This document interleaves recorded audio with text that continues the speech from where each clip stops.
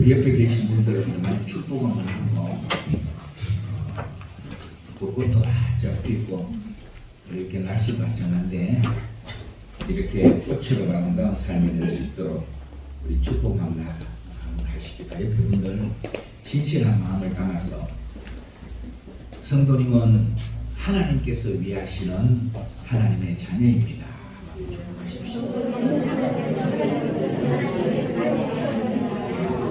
거기다가 하나님의 보배로운 자녀입니다. 맞나요? 오늘 우리에게 주시는 말씀을 통해서 우리가 하나님의 사랑에 대한 확신을 가지고 이 확신만 있으면 우리는 이기지 못할 일이 없을 줄 믿습니다. 이 확신을 가지고 살기를 바라면서 우리를 위하시는 하나님 하는 그러한 제목으로 말씀을 전하려고 합니다. 로마서는 여러 번 말씀드렸습니다만 아담으로부터 죄인된 우리 인간이 하나님 앞에 의롭게 되는 길이 어떤 길인가? 아담 이후에 모든 사람이 죄인이 되는데 어떻게 의롭게 되어서 하나님의 영광에 함께 나갈 수 있느냐? 그 일은 사람이 어떤 노력으로 선을 행하고 성인 군자가 되고 종교를 의지하고 사람의 힘으로 그렇게 되어지는 것이 아니라 오직 하나님의 은혜로 우리를 위하여 이 땅에 보내주신 예수 그리스도의 십자가의 대속으로 말미암아 그렇게 우리에게 주시는 영생이 하나님의 선물이다 하는 것을 로마서는 분명히 말씀주고 있습니다. 그래서 사람이 의롭게 되는 것은 율법으로가 아니고 오직 의인은 믿음으로 산다. 이런 말씀을 로마서에서는 분명히 가르치고 있죠. 하나님은 우리를 위해서 이 천지 만물을 창조하셨다고 믿습니까? 네. 성경을 보면 하나님은 이 천지 만물을요 우리를 위해서 창조하신 줄 믿습니다. 하나님은 또 우리를 위하여 하나님의 놀라운 말씀 이 성경을 우리에게 주셨어요. 또 하나님께서는 우리를 위하여 독생자를 이 땅에 보내주셨다는 사실 그것도 우리가 분명히 알고 있죠. 또 우리가 예수님 잘 믿고 믿음으로 승리의 삶을 살아가도록 성령 하나님을 이 땅에 보내주셔서 성령님께서는 오늘 우리 가운데 함께 하시며 우리를 도우시며 우리의 길을 인도하시며 오늘 또 우리가 성령님의 인도하심을 따라 이 예배 자리에 있는 줄 믿습니다. 제가 하나님이 우리를 위해서 천지 만물을 창조하시고 우리를 위하여 이 성경 말씀을 주시고 우리를 위하여 예수를 보내주시고 이런 말씀을 설교 준비를 하다가 제가 너무 은혜가 돼가지고 하나님이 우리를 위해서 이 놀라운 일을 이루셨다. 그래서 제가요 지갑에서 헌금 내가지고 제 감사한 것들은 대통에다가 넣고 하나님 앞에 감사하고 그렇게 다시 설교 준비를 했어요. 정말로 하나님이 우리를 위해서 시시한 것 주신 게 아니잖아요. 한번 생각해 보십시오. 너무너무 놀라운 우리를 위해서 이 주셨는데 이 하나님의 사랑에 대해서 혹시 믿음이 흔들리면요 하나님이 진짜 나를 사랑하실까? 나를 정말 위하실까? 이런 데 대해서 흔들림이 생기면은 이게 가장 중요한 것인데 그러면은 모든 것이 제자리에 설 수가 없어요. 혹시 그런 분들이 있으면은 로마서 8장을 많이 좀 읽어보시기 바랍니다. 로마서 8장은 이 스페너라는 신학자는 이런 얘기를 했어요. 성경을 전체를 반지에 비유한다면 반지 있잖아요. 반지를 성경이 반지라면은 로마서는 반지의 앞부분과 같다. 로마서는 굉장히 중요한 고난 성경의 중요한 부분을 차지하고 있고 그런데 로마서 중에서도 8장은 반지 여기 앞에다가 다이아몬드나 뭐 큐빅이나 이런 루비나 이런 것을 보석을 박아넣잖아요. 박아놓은 요 보석이라고 그렇게 비유를 했어요.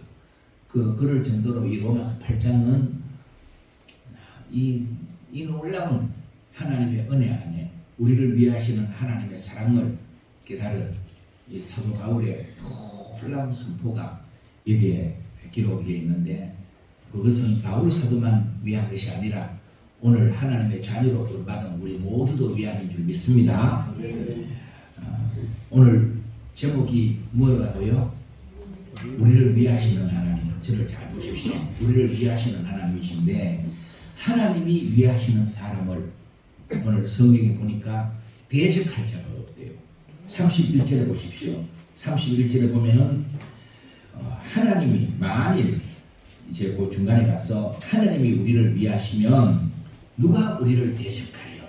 하나님이 우리를 위하시면은 대적할 자가 아무도 없다. 그렇게 믿어집니까? 네. 하나님이 나를 보호해 주시고 나와 함께 하시는데, 성경에 보면은 하나님이 위하시는 사람을 그 누가 넘어뜨릴 수가 없었습니다. 하나님이 위하시는 사람을 대적하다가 자기가 망했지. 자기가 엎드려졌지. 하나님께서 위하시는 하나님의 백성들은 반드시 승리하게 될 줄 믿습니다. 여호수아 5장에 보면은요. 여호수아 5장에 보면은 이제 여호수아가 가나안 땅을 점령하기 위해서 그 첫 성인 여리고와 전쟁하기 위해서 여리고에 가까이 갔습니다. 여리고에 가까이 갔을 때 가다 보니까 길에 어떤 한 사람이 칼을 빼들고 탁 막아서 있는 겁니다. 이렇게. 그래서 여호수아가 묻습니다. 너는 우리를 위하느냐, 우리의 대적을 위하느냐 하고 물었어요. 그렇게 물으니까 그 사람이 뭐라고 하느냐 하면은, 나는 여호와의 군대 장관으로 지금 이스라엘을 위하여 보내심을 받아 여기 왔다는 겁니다. 그러니 하나님께서 지금 여호수아와 이스라엘과 함께 하기 위해 그들을 위해서 하나님께서 함께 이 전쟁에 동참하시는 그런 놀라운 말씀을 해주시는 것이죠. 그러면서 그 군대 장관이 지금 네가 서 있는 곳은 거룩한 땅이니 네 발에서 신을 벗어라. 이런 모세에게도 하나님은 네 발에서 신을 벗어라 그랬고요. 여호수아에게도 네 발에서 신을 벗어라 그랬어요. 그러신 하나님은 오늘 우리에게서도 너는 네 발에서 신을 벗어라 이렇게 명하십니다. 신을 벗는다는 것은 나는 내 인생의 주인이 아니고 하나님께서 내 인생의 주인이십니다 하는 그런 고백이에요. 그래서 모세가 하나님을 주인으로 모시고 신을 벗었더니 그 모세를 들어서 놀라운 출애굽의 놀라운 구원의 역사를 이루지 않습니까? 여호수아가 군대 장관의 말을 듣고 신을 벗고 하나님 앞에 나는 죄의 종입니다 하고 하나님의 주권을 인정하였더니, 하나님께서 여호수아를 통하여 여리고 전쟁뿐만 아니라 가나안 전쟁에 여호수아서를 읽어보면은 백전백승하게 하시지 않습니까? 백전백승하게 하시죠. 태양아 머물러라 했더니 태양이 막 정전에서 내려가지를 않고요. 그게 머물러서 그냥 하루 종일 그 연합군들을 다 물리치고 그래 승리할 수도 하고, 이렇게 하나님이 위하시는 사람을 대적할 자는 아무도 없는 줄 믿습니다.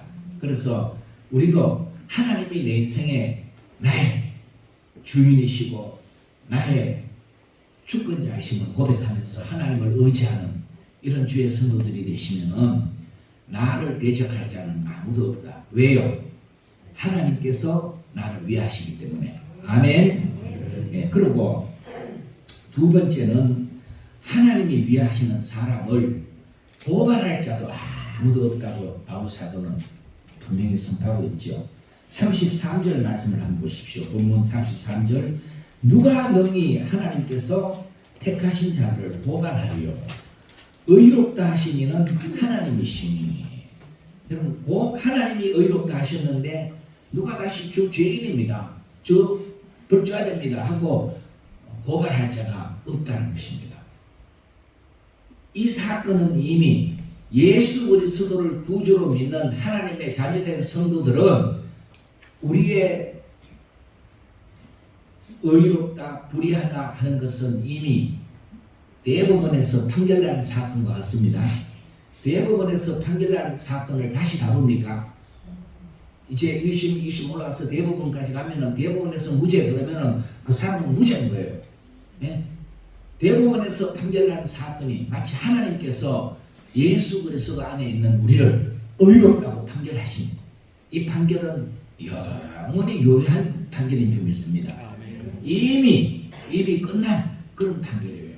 그래서 그 누가 예수 그리스도를 구주로 믿는 예수님 안에 살아가고 있는 성도를 고발할 자가 없다 이렇게 말씀하고 있죠. 스가랴서 3장에 보면은요, 이 스가랴 선지자가 환상을 하나 봤어요. 스가랴가 환상을 보니까 그 당시 대제사장이었던 여호수아가 아주 막 더러운 옷을 입고요. 완전히 더러운 옷을 입고 여호와 앞에 천사들이 쭉 있는 그 앞에 서가지고 있는데 옆에서 사탄이 막 고발을 하는 겁니다. 이 여호수아를. 이제 사탄이 뭘 고발하겠습니까? 저 꼬라지 안 꼬랐고 저 인간이 저렇게 더러우면서 지가 뭐 대제사장이라고 뭐라고 하면서 사탄이 막 고발하는 겁니다. 그럴 때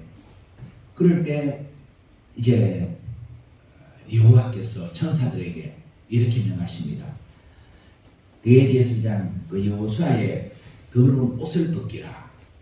그 옷을 벗기라고 하시면서 여호수아에게 이런 말씀을 하세요. 내가 네 죄악을 제거하여 버렸으니 네게 아름다운 옷을 입히리라.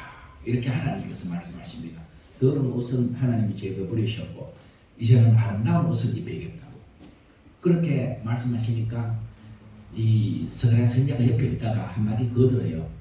하나님 그 머리에 정결한 관도 씌워 주십시오. 그래서 하나님이 관도 씌워라. 그래서 여호수아가 그 더러운 옷을 다 벗고요, 아름다운 옷을 입고 관을 쓰고 있는 그런 환상을 본 말씀이 스가랴 3장에 기록이 되어 있습니다. 여러분, 이 환상은 무엇을 우리에게 가르치고 있냐면은 예수 그리스도를 통하여 이 땅에 모든 사람의 죄악이 그냥 단번에 하루에 싹 해결되는, 제거되는 그런 예표로 주시는 환상이라는 거예요. 그럼 예수 그리스도를 통하여 이제는 모든 예수님의 십자가를 통하여서 사람의 더러운 모든 죄는 싹 제거된 줄 믿습니다. 예수님이 다 해결하셨다는 것입니다. 다시 말씀드립니다. 예수 그리스도를 구주로 믿는 성도는 이미 하나님께서 의롭다고 판단하신 대법원에서 판결과 같아서 다시 그 누가 예수님 안에 있는 성도들을 고발할 자는 아무도 없다. 아멘. 네. 그리고 예수님이 우리를 위해, 하나님이 우리를 위해 하시면은 우리를 고발할 자가 없는 것입니다. 그리고 또 이제 하나님께서 우리를 위하시면은 우리를 뭐 비슷한 얘기지만은 거기 34절에 보면은 우리를 정죄할 자도, 하나님께서 대법원의 대법관이신데, 그런데 거기에서 이미 의롭다고 하셨는데 누가 다시 다른 심판자가 있어서 정죄할 자가 아무도 없다고 34절에 그렇게 말씀하죠. 누가 정죄하리요? 누가 정죄하리요? 정죄할 자도 하나님이 위하시는 하나님의 자녀들을 아무도 정죄할 자가 없다고 했습니다. 왜냐하면은 이미 우리는 로마서 8장 1절에 보면은요, 이런 말씀 있잖아요. 그러므로 예수 그리스도 안에 있는 자에게는 생명의 성령의 법이 죄와 사망의 법에서 너를 해방했다. 이런 말씀이 나옵니다. 우리가 아무도 우리를 정죄할 수 없는 것은 우리가 해방을 받은 그런 사람이기 때문에 그렇습니다. 우리는 하나님의 자녀로요, 해방돼서 하나님의 자녀가 됐습니다. 생명의 성령의 법이 이전에 우리를 얽어매고 있던 죄와 사망의 법에서 해방했다는 말씀이죠. 이제 이 사실을 우리가 믿고 우리는 심판이 내 앞에 있다는 것, 뭐 정죄가 내 앞에 있다는 것, 이런데 우리가 불안함을 가지고 살 것이 아니라 하나님의 자녀로서의 권리를 당당하게 누리면서 살아가는 성도가 될 수 있기를 바랍니다. 우리가 일제 압제 아래서 지낼 때 우리나라의 법은 무효가 됐습니다. 주권을 잃어버리고, 그래서 일본에서 무슨 장시 개명을 하려면은 그대로 일본의 법을 따라서 장시 개명도 해야 됐고, 또 우리가 열심히 일해서 돈 벌어놓고 농사 지어놓고 해야면은 일본이 다 수탈당하고, 그런 일본의 법 안에서 우리 민족이 살아온 그런 과거의 경험이 있습니다. 그런데 결국 8월 15일 일본이 2차 전쟁에서 패하고 항복을 하고 우리는 해방을 받았습니다. 해방이 된 이후에 우리가 다시 일본의 법 안에서 일본의 법을 따라서 그렇게 살 필요가 있나요? 없습니다. 이제는 정말 쪽팔리도 그러고 그냥 막 일본을 그냥 축구 경기라고 하면 어찌라도 일본 이겨야 된다 그러고, 그 전에 이제 다만 서름이 있어가지고 그렇게 계속 일본의 법을 따르지 않습니다. 왜냐하면은 일본의 법에서 우리는 해방을 받았기 때문에 그렇습니다. 그렇기 때문에 이제 예수 그리스도를 구주로 믿는 성도들은 하나님의 자녀로 이렇게 하나님께서 해방을 시켰어요. 죄와 사망의 법에서 생명의 성령의 법이 우리를 거기에서 다 해방시켰다는 말씀입니다. 그래서 우리는 해방되었습니다. 그래서 율법이 우리를 또 다시 정죄할 수 없습니다. 무슨 사탄이 우리를 정죄할 수가 없습니다. 왜입니까? 무슨 근거입니까? 해방됐기 때문에. 아멘? 예, 그렇습니다. 우리는 해방된 하나님의 자녀들입니다. 하나님이 우리를 위하십니다. 그리고 하나님이 우리를 위하시면은 우리를 하나님의 사랑에서 끌어놓을 자도 아무도 없다고 35절에 그렇게 말씀하고 있죠. 35절 말씀 한번 보실까요? 누가 우리를 그리스도의 사랑에서 끊으리요? 누가 우리를 그리스도의 사랑에서 끊으리요? 환난이나 공포나 박해나 기근이나 적신이나 위험이나 탈이냐 하면서 그 무엇도 우리를 위하시는 하나님의 사랑에서 우리를 끊어놓을 수가 없다고 했습니다. 하나님의 사랑은 우리를 위해서 모든 것을 주신 사랑입니다. 모든 것 중에 가장 귀한 것이 32절에 보면은 독생자 외아들을 예수 그리스도를 자기 아들을 아끼지 아니하시고 우리 모든 사람을 위하여 주신 하나님이시라고 그러지 않습니까? 하나님은 외아들 예수 그리스도까지 우리 위하여 내주신, 그러니 하나님이 우리를 사랑하신다는 증거는 분명합니다. 서울의 그 소망교회 목회하셨던 원로 목사님이신 곽선희 목사님 이름 많이 들으셨잖아요. 곽선희 목사님이 그런 얘기를 했어요. 어렸을 때 그 집안은 이미 여러 대 이렇게 일찍 보험을 받아서 예수를 믿는 그런 복된 집안인데, 자기 할머니가 가족 예배를 드릴 때 돌아가면서 식구들이 이제 기도를 하는데, 할머니 기도 차례가 되면은 할머니가 하나님 우리 가족들이 오늘 또 이렇게 하나님 앞에 예배드릴 수 있게 주셔서 감사합니다. 뭐 그런 기도를 시작하고 난 뒤에 하나님께서 우리를 위하여 외아들을 주시기까지, 외아들 얘기만 하면은요 그만 이 할머니가 훌쩍거리고 우신다는 겁니다.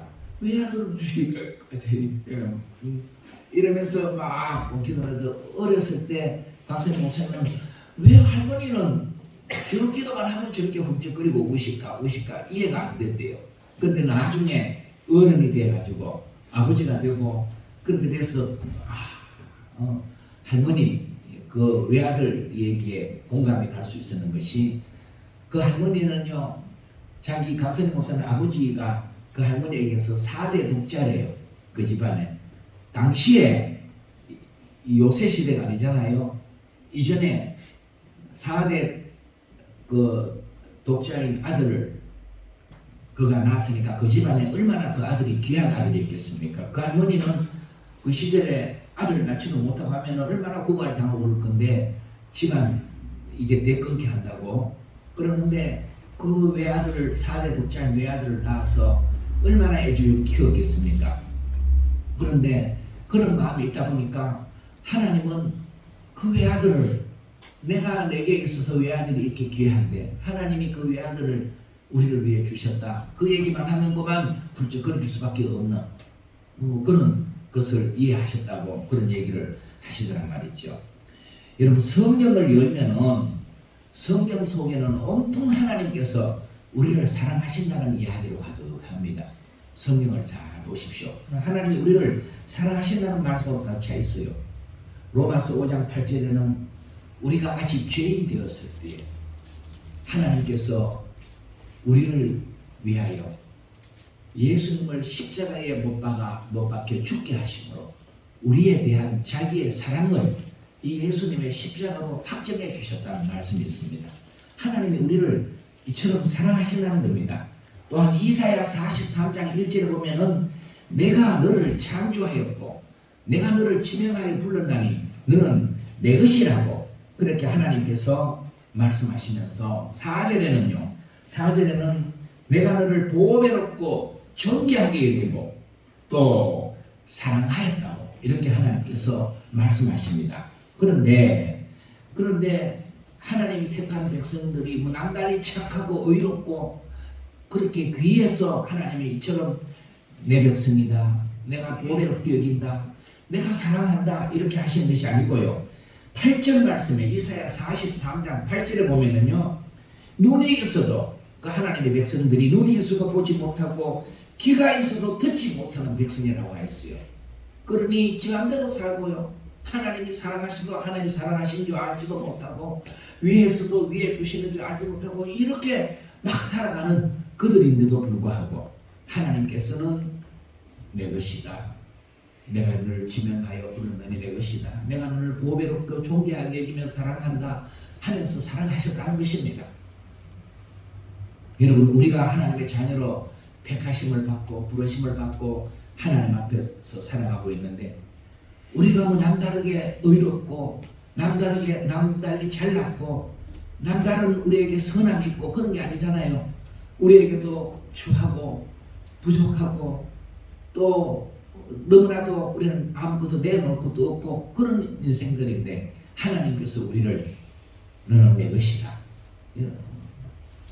우리가 하나님의 사랑을 알기 위해서요 30절 말씀 한번 보십시오.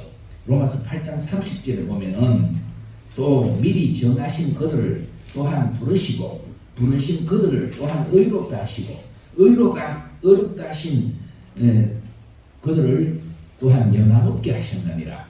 하나님께서 이게 복음의 놀라운 비밀들이 숨어져 있는데요. 하나님께서 우리를 사랑하셔서 이게 우리의 의로 우리의 노력을 된 것이 아니라 우리를 사랑하셔서 하나님께서 우리를 먼저 택하여 놓으셨다. 정하셨다는 거예요. 정하신 그들을 하나님께서 이때 우리를 불러주시고 부르신 우리를 예수님의 보혈로 정결케 하시고 의롭다 하시고 의롭다 하신 우리를 영화롭게 하셨느니라. 영화롭게 하셨느니라 하시는 이 말씀은요 이미 앞으로 그렇게 될 것이 아니라 영화롭게 하셨다 이미 과거형으로 기록이 되어 있어요. 예수 그리스도 안에 있는 우리는요 하나님의 자녀는 이미 영화로운 하나님의 자녀라는 것을 믿으시길 바랍니다. 우리가 너무너무 존귀한 하나님의 축복을 받았다는 이 놀라운 사실, 하나님이 이처럼 우리를 사랑하셨는데 우리에게 뭔가 의로움이 있어서가 아니라는 말씀입니다. 왜 그러면 하나님께서 우리를 왜 이처럼 사랑하시는가? 답은요 하나님이 우리 아버지시기 때문에 하나님이 우리 아버지시라는 겁니다. 여러분 아버지에 대해서 또 별로 안 좋은 그런 환상을 가지고 있는 분들도 많이 있고요. 보면 그렇더라고요. 그래서 교회 가면은 하나님 아버지 그러는데 자기는 자라면서 아버지에게 너무 안 좋은 그런 아버지의 어떤 경험 때문에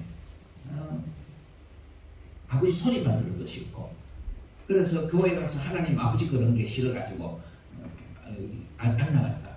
그러다가 나중에 보니까 하나님 아버지의 사랑을 그가 다시 깨닫고 또 그렇게 자기 아버지도 용서하고 육신의 아버지도 용서하고 그 다음에 정말 하나님을 잘 섬기는 그런 성도의 신앙 가는 거 들어본 적이 있는데 어떤 사람에게 아버지는요 굉장히 두고두고 또 이제 힘들 때마다 의지가 되는 그런 이름이 될 수도 있고 어떤 이들에게는 아버지가 너무 아버지가 술 먹고 폭행하고 그러니까 어떤 아이는 그러잖아요. 우리 아버지 그만 죽어버렸으면 좋겠다. 그런 사람들 애들도 있다 그러잖아요. 이철한 작가라는 분이 있습니다. 이철한 작가라는 분이 쓴 연탄길이라는 소설책이 있어요. 연탄길 좀 들어보셨을 것인데 1, 2, 3, 9 이렇게 그 뒤에 그분은 권복방 이런 책도 쓰고 그분이 굉장히 이 연탄길을 통해서 많은 사람들에게 그렇게 알려주고 사랑도 받고 그 연탄길의 내용은요 실화를 배경으로 해서 우리 주변에 있는 신화를 배경으로 해서 쭉 소설로 쓴 그러한 책이라는 겁니다. 그런데 거기에 보면은 1권에 이런 먼 불빛 그런 제목으로 현태라는 아이의 이야기가 쭉 기록되어 있습니다. 현태라는 아이는 학교에 다니면서 요새로 말하면은 나쁜 애들과 어울려서 불량 청소년으로 그렇게 사고를 치고 그러다가 학교에서 퇴학을 당했어요. 학교에서 퇴학을 당하고 그 다음에 계속 가출을 일삼고 나쁜 친구들하고 어울려서 가서 막 금품을 훔치고 방탕한 생활을 하고 그러다가 경찰서에 잡혀가서 또 부모가 와서 합의금을 물어주고 그렇게 구속되는 걸 면하기도 하고 막 그런 일들이 막 계속 이어져가는 거예요. 이미 현태 친구들은 교도소에 들락날락 거리는 애들도 있고 그런데도 그 상황을 현태는 심각하게 생각하지 않고 그렇게 있는 아들을 보면서 이 부모의 속은 막 타들어갑니다. 그런데 설상가상으로 아버지의 가게가 친척들에게 사기를 당해가지고 그 가게가 넘어가 버리고 경영하는 가게가 그래서 대전으로 내려와가지고 누구 일을 도와주면서 이렇게 있는데 연락이 왔어요.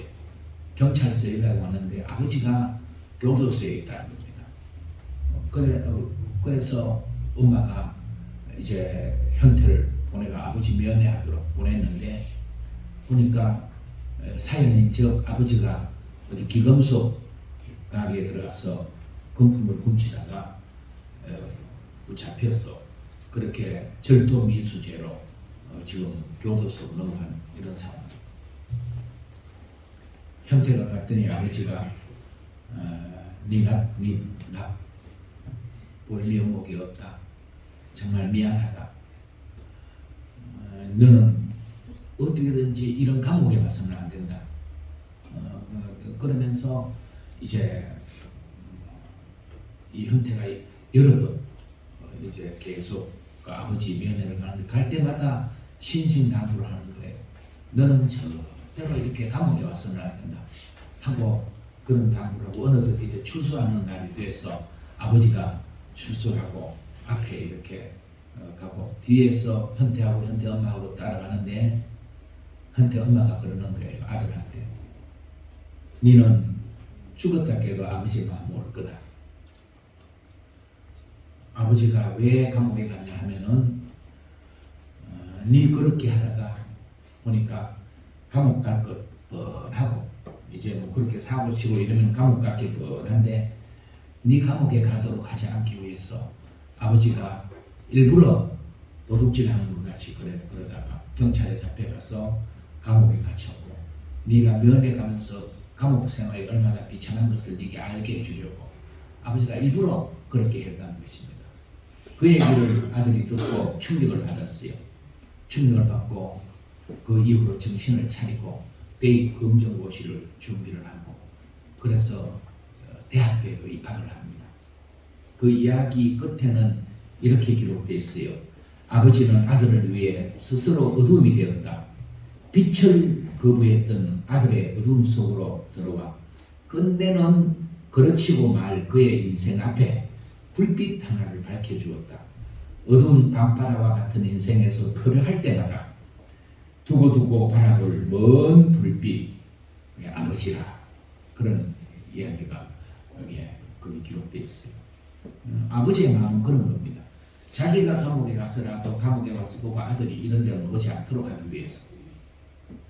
이 이야기의 아버지처럼 하나님 아버지께서도 우리를 사랑하셔서 예수님을 보내시고 우리를 어둠에서 빛으로 인도해 내셨다는 사실, 그리고 이제 우리를 그 어두운 가운데 다시 머무르지 않도록 그렇게 하신 하나님의 사랑을 우리가 예수님의 십자가를 보면서 깨달아야 될 줄 믿습니다. 예배의 자리, 오늘 이 예배의 자리에 우리가 나와서 하나님 앞에 있다는 것은 얼마나 하나님의 큰 기쁨이 될 줄 기억나십시오. 하나님 보시고 네 왔나? 너무 좋다. 너무 좋다고 하나님께서 여러분 한 분 한 분을 보고 기뻐하신다는 사실입니다. 이렇게 엄청난 사랑을 베푸는데도 불구하고 그 사랑을 알지 못하고 그 사랑을 받아들이지를 않아서 불행하게 사는 인생들이 얼마나 세상에 많은지 모릅니다. 여러분 우리를 향한 하나님의 사랑을 다시 한번 분명히 확신하십시다. 아무리 하나님의 사랑을 해도 우리가 확신하지 못하면 효력이 없어요. 이 사랑은 우리가 하나님이 나를 사랑하는 걸 확신하고 하나님은 외아들까지 우리에게 주셨으니까 그 사랑은 끊을 수 없는 외아들보다 더 귀한 게 뭐가 있겠습니까? 그러면서 그 아들과 함께 어찌 모든 것을 우리에게 선물로 주지 아니하시겠느냐, 구하는 자에게 주시지 않겠느냐. 아들까지 주신 하나님은 다른 것도 다 주시는 하나님이시라는 거예요. 이 말씀 붙잡고 여러분들이 필요한 것이 있으면 믿음으로 기도하십시오. 하나님께서는 분명히 약속대로 주실 줄 믿습니다. 이렇게 하나님의 사랑은 끊을 수 없는 사랑임이 분명한데 하나님을 향한 우리의 사랑, 나의 사랑은 어떤 사랑인가 우리가 한번 생각해 봐야 돼요. 사랑이라는 것은 주고 받고 이렇게 함께 사랑해야, 서로가 사랑해야 이 사랑이 아름다운 사랑이 되죠. 그렇죠? 네. 일방적으로만 사랑하는 사랑은 그것은 짝사랑이라고 그러잖아요. 짝사랑은 이게 사랑하는 사람도 괴롭고요. 나는 저 싫은데 자꾸 나를 되게 사랑한다 그러니까 사랑받는 사람도 싫고, 이게 짝사랑은 괴로운 사랑이에요. 진짜 좋은 아름다운 사랑은 서로가 서로, 신랑이 나를 사랑해주면은 아내도 신랑 사랑해주고 이렇게 함께 사랑하는 것이, 하나님이 우리를 사랑하시면은 나도 하나님을 사랑하고 여기에 놀라운 능력이 나타나고요. 여기에 아름다운 열매가 맺혀지는 줄 믿습니다. 사도 바울, 이 사도 바울이 확신에 찬 선포를 35절에서 다시 한번 보십시오. 누가 우리를 그리스도의 사랑에서 끊으려? 끊을 수 없다는 겁니다. 하나님이 예수 그리스도를 통해 우리를 사랑하시는 그 사랑을 그 누가 끊을 수 있겠느냐? 우리가 다 아멘할 수 있습니다. 놀라운 선포이고 은혜가 되는 선포입니다. 그런데 그 다음에 이어지는 말씀을 보면은 뭡니까? 환난이나 공고나 박해나 기근이나 적신이나 위험이나 칼이랴. 별로 여러분 이런 단어들, 이런 상황들이 우리 앞에 일어나는 것을 좋아할 사람 누가 있겠습니까? 여러분 환난 좋아하십니까? 또 무슨 공고함을 당하는 걸 좋아하겠습니까? 기근, 경제적 어려움 좋아하겠습니까? 이런 단어들은 상당히 이런 상황은 부담되는 그러한 말씀이죠. 하나님이 우리를 사랑하시고 위하신다면은 우리는 아무 환난도 당하지 않고 공고도 없고 기근도 없고 뭐 박해도 당하지 않고 이렇게 우리가 원하는 대로 일사천리로 모든 일들이 잘 풀려지고 그러기를 원하는데, 그런데 여러분 성경을 보면은 또 우리의 삶 주변을 보면은 하나님이 위하시고 하나님이 사랑하시는 사람인데도 불구하고 그들에게 환난이 없습니까? 그들에게 공감이 없습니까? 그들은 아무 어려움을 당하지 않고 그저 잘 삽니까? 아니라는 것입니다. 여러분 이걸 우리가 잘 아셔야 돼요. 하나님은 우리를 사랑하시는데도 우리를 위하시는데도 우리 가운데 이런 환난, 공고, 기근, 위험, 적신, 칼 이런 것들이 있을 수가 있다는 겁니다. 사도 바울을 하나님이 사랑하지 않았습니까? 얼마나 사랑하셨는데도 사도 바울은 누구보다도 더 이런 많은 환난을 겪었고 어려움을 당한 그런 사도가 아닙니까? 그런데 이 사도 바울은 뭐라고 그럽니까? 하나님이 나를 사랑하지 않는다 이렇게 말씀한 게 아니고요.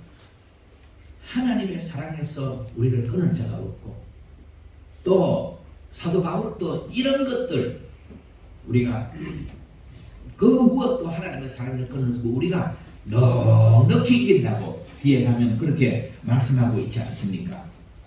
여러분 그저 하나님을 이용해서 내가 환난도 없고 내가 세상에서 원하는 대로 이루어지고 그렇게 뭐를 바라는 사람들은 요 순간의 이익을 위한 얄팍한 그런 사랑으로 하나님을 사랑한다고 하나님을 의지하는 사람들은요 약간만 환난이 약간만 핍박만 와도 사랑의 줄은 딱 끊어져 버리고 말아요.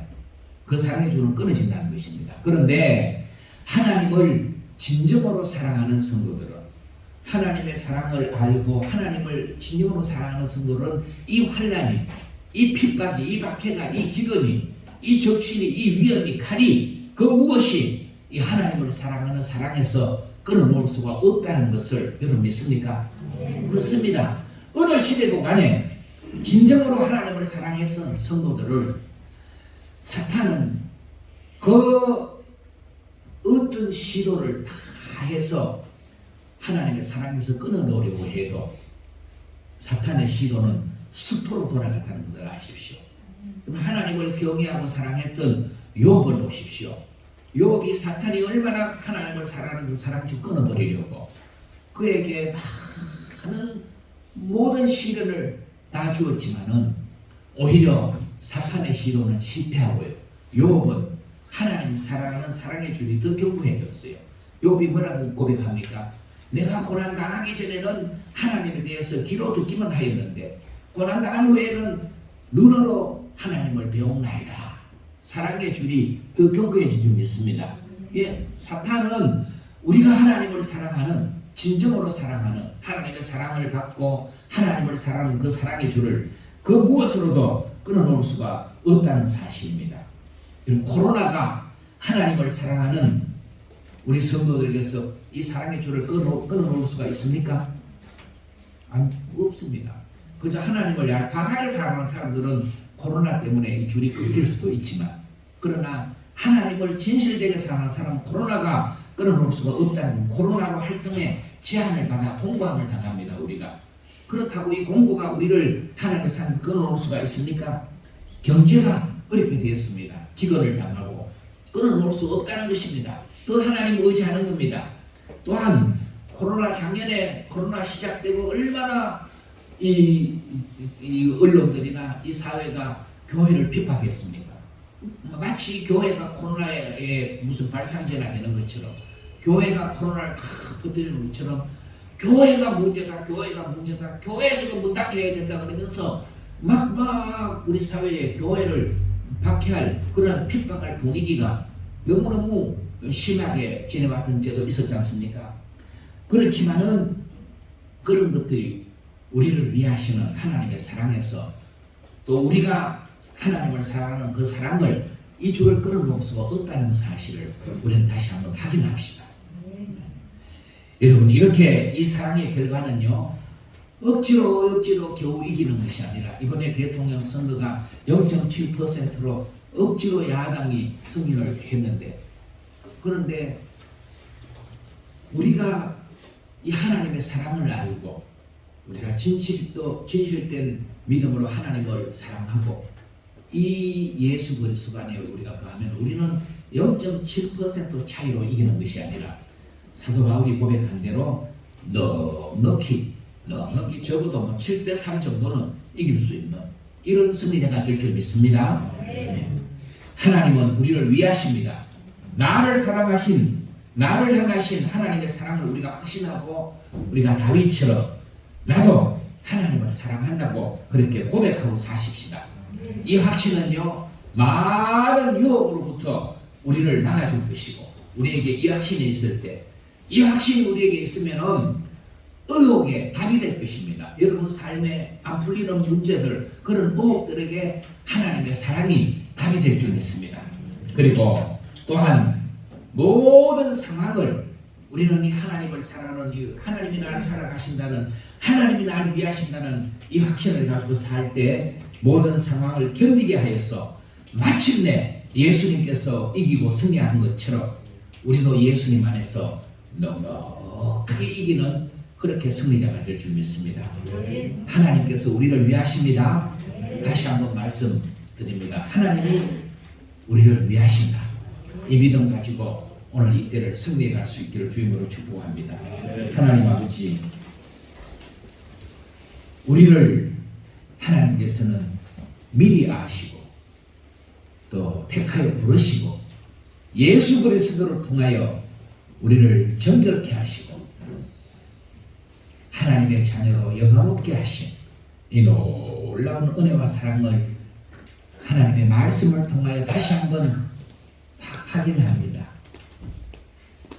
예수 그리스도 안에 있는 자에게는 결코 정죄함이 없나니 이는 생명의 성령의 법이 죄와 사망의 법에서 우리를 해방했다고 하시는 말씀대로 예수 그리스도 안에 있는 우리를 하나님께서 위하시는 우리를 누구도 대적할 수 없고 누구도 고발할 수 없고 누구도 정죄할 수 없고 참으로 우리는 이제 예수 그리스도 안에서 넉넉히 이기는 그러한 하나님의 자녀들이 됨을 믿습니다. 누가 우리를 정죄할 수 없다는 이 놀라운 믿음의 확신들을 가지고 우리도 하나님만을 사랑하고 어떤 상황에서든지 우리는 주님과 함께 더 아름다운 열매를 맺으며 살아가는 복된 우리 예담교회 모든 성도들의 생애가 되도록 인도해 주옵소서. 그래서 하나님 앞에 더욱 영광과 감사와 찬송을 올려드리며 주님과 이 시대를 동행하게 하옵소서. 예수님 이름으로 기도드리옵나이다.